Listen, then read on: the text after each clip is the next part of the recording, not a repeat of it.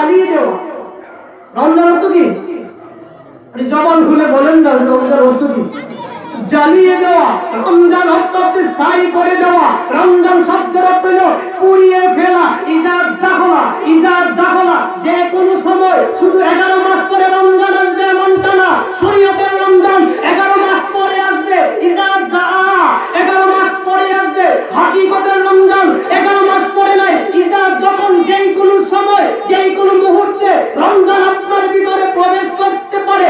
ইজাদ দাখলা শাহরুর রমাদান, ইজাদ দাখলা শাহরুর রমাদান। রমজান শব্দের অর্থ হলো জ্বালিয়ে দেওয়া। রমজান শব্দের অর্থ হলো পুড়িয়ে দেওয়া, ছাই করে দেওয়া। এখন প্রশ্ন, হুজুর রমজান আসলে কি ছাই করব? সামগ্রী পুরার জন্য লাকড়ি ছাই করব? বেগুনি পুরার জন্য আমাদের কি আপনার গাছের লাকড়িগুলো ছাই করব? না। রমজান কখন প্রবেশ করবে?